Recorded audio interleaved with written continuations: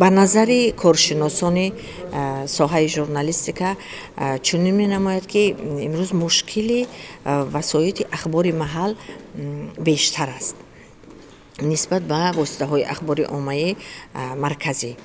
Ба ҳамин хотир тасмими мо сари мавзӯъҳое ки дар ин ҷаласа ё ҳамоиш ба миён меоянд ҳамин шуд ки мо аввал вазъияти ё вазъи воситаҳои ахбори оммаи маҳалро омӯзем, таҳлил кунем, баррасӣ кунем, бибинем ки онҳо чӣ мушкилот доранд, чӣ чизҳои садди роҳи рушди журналистикаи маҳал мегардад ё воситаҳои ахбори оммаи маҳаллӣ дар ҳаёти мардум чӣ нақше доранд ва чӣ сатҳҳо дар ин роҳ гузошта шудааст, чӣ муваффақиятҳо доранд, чӣ мушкилиҳои онҳоро мо метавонем аз ҷумла ҳамчун масалан шурӯи воситаҳои ахбори омма, ҳамчун журналистоне ки бояд бо ҳам иттиҳод бошанд, иттифоқ бошанд, кадомашро мо метавонем кӯмак кунем дар ҳалли онҳо, кадомашро ба маърази таваҷҷӯҳи ҳукумат пешниҳод намоем ё ин ки аз созмонҳои донор хоҳиш кунем ки дар мушкилиҳои онҳо расидагӣ кунанд. Ба ҳамин хотир зарурат пеш омад ки мо ҳамин масъалаҳоро аввал дар худи маҳал рафта омӯзем. ҳуринисо Ализода раиси шӯрои воситаҳои ахбори оммаи Тоҷикистон ба Хуҷанд омад. Вай мехоҳад мушкилоти кормандони воситаҳои ахбори омма ба хусус матбуоти даврро баррасӣ намояд. Мегӯяд рӯзнома бояд ҳамарӯза интишор шавад ё ҳафтаи 2-3 маротиба ба таб расад. Аммо мушоҳидаҳо нишон медиҳад ки чанде аз рӯзномаҳо ба моҳнома ва ё маҷалла мубаддал гардидааст. Ин ҳолат аз ҳисоби мушкилот ба миён омадааст. Интернет ба мо имкониятҳои ҳаррӯз баррасӣ кардани мушкилоти мардуме ки ба миён гузоштани онҳоро медиҳад, вале азбаски интернет ва хоса шабакаҳои он воситаи ахбори омма нестанд, касе хоҳад таваҷҷӯҳ мекунад, касе хоҳад баҳона меёбад ки ин воситаи ахбори омма нест ва мо наметавонем ки масъалаҳоро тарзе гузорем ки барои ҳалли онҳо мо ягон талаботе дошта бошем. Як вокунишҳоеро мо дар саҳифаҳои шабакаҳои иҷтимоӣ талаб карда наметавонем. Албатта мегузорем масъаларо, вале хоҳанд таваҷҷӯҳ мекунанд, нахоҳанд не.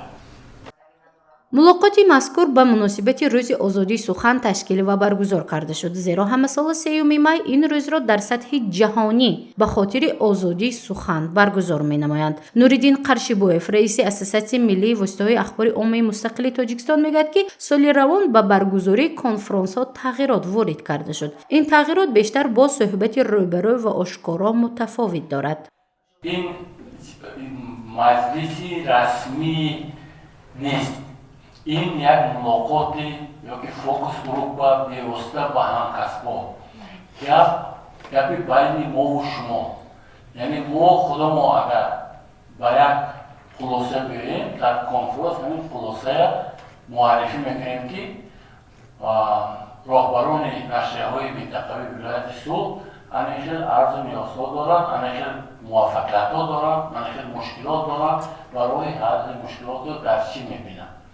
Беш аз 20 нафар хабарнигорон аз 18 шаҳру ноҳияҳои вилояти Суғд сари мизи гирд ҷамъ омада аз мушкилоташон гуфтанд. Онҳо аз танқисии молиявӣ ҳарф заданд ки барои табъу нашри рӯзнома дар вақти зарури халал эҷод мекунад. мутаассифона мо ҳар шумораро рӯзи сешанбе ба бегоҳӣ соати 10 шаб ба пошта дастрас мекунем, лекин пошта ба хонанда баъд як ҳафта дастрас мекунем.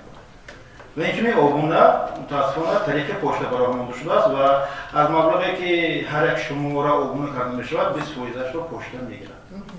ин ҳам мушкилот ва набудани поштаи алтернативӣ ва иҷоза надодан ба он ки мо худмо обуна кунем ва худмо дастрас намоем, ҳарчанд ки имконият дорем. ва дуюм мушкилоте ки дар рӯзномаи мо вуҷуд дорад ин набудани сомонаи расмӣ. барои ки сомонаи расмӣ фаъолият надорад, гумон мекунам ки дар ҳамин нашрҳои маҳаллӣ шояд ҳамин ҳолат бошад, сомонаи расмӣ худро шояд надошта бошанд, набудани маблағи кифоя. аз он нуқтаи назар ки ҳар маблағе ки ба обуна ворид мегардад, мо онро барои як сол тақсим бандӣ мекунем ва маблағгузории мо асосан аз соли обуна ва эълом аст. аз бюҷети маҳаллӣ дар давоми як сол 20,000 сомон маблағ раиси шӯрои воситаҳои ахбори оммаи тоҷикистон ҳуринисо ализода иброз медорад, ки ин гуна мулоқотҳо бори аввал набуда дар тамоми минтақаҳои Тоҷикистон аз ҷумла шаҳри Бохтору Койлоби Хатлон, Бадахшон ва дигар минтақаҳои ҳудуди Ҷумҳурияи Тоҷикистон роҳандозӣ карда шуд ва он ҷараён дорад. Мақсади асосӣ як аст: расидагӣ кардан ба мушкилоти кормандони воситаҳои ахбори умма. ژورنالیستیکا انعکاسگری حیاتی همه روزه مردم است. وقتی که در حیات اینقدر پیشروی ها زیادند، وقتی که در جمهوری رشد رفته ایستاده است، وقتی که ما با موفقیت های زیاد نائل گشته ایستاده ایم، حیات مردم روز از روز رو به بهبودی ها دارد. همه این وقتی که در مطبوعات، در تلویزیون، در رادیو و دیگر واسطه های اخباری عامه انعکاس می‌گردد، مسلم است که ژورنالیستیکا هم باید خودش رو به همین نوگانی ها، به همین روندها مطابق گرداند و رشد کند. ҳамасола санаи 3 май рӯзи озодии баён аст. озодии баён, сухан, нашр ва фикрро на танҳо Конститутсияи Ҷумҳурии Тоҷикистон кафолат медиҳад, балки Эъломияи ҳуқуқи башар низ тасдиқ кардааст. Яъне мақсади мулоқот низ озодона ифода кардани мушкилоти ҷойдоштаи сармуҳаррирон ва ё кормандони воситаҳои ахбори умма дар минтақаи вилояти Суғд буд. Гузор Шимов Нушкур ва Насим Раҳимов барои барномаи Тиловати Хабар.